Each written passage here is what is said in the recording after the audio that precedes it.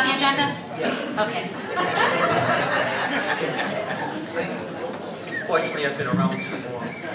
Albert Bonetti, 24 Concord Avenue, members of the school committee, Madam Chairman, Mr. Nero. I just want to say I really want to commend you tonight on that budget presentation. It's over the past few years, the budget presentation has become clearer, and tonight this is one of the most clearest budget presentations I've seen. My concern is that I just wish that because the committee did have this on the agenda, that you went ahead and allowed Mr. Balci to go on a little further, because I don't get a chance to make as many meetings as I would like. And I do have some questions on it, but I'd rather wait till you have the separate presentations.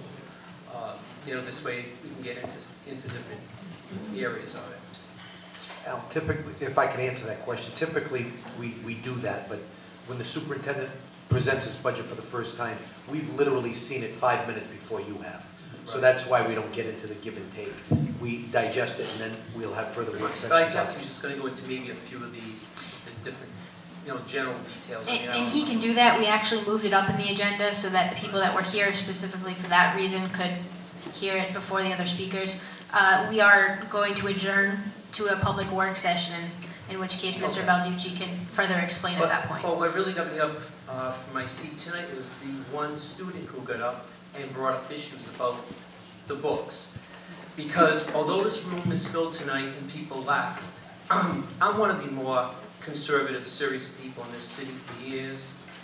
And when I was here, when my two older daughters were in this system, we could hardly get full auditoriums when there were books being cut, when there were programs being cut, and for whatever the reason was. It was very hard to get people to get up on issues that really count. And I think what that young gentleman brought up here tonight, if there is an issue with some of the books that you are using, then something like that should be addressed as you go through this budget presentation, and you should get input from students.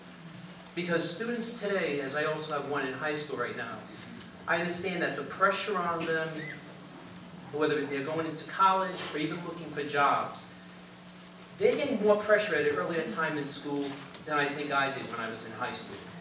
And when someone's coming up and saying that they're not being given the education they feel they need, I think it needs to be looked at. So when you go through this budget, I think it would be good to have students come up from different classes or AP classes or college prep classes and get a little input from them on if some of the resources they're using are maybe falling short or they're just having challenges.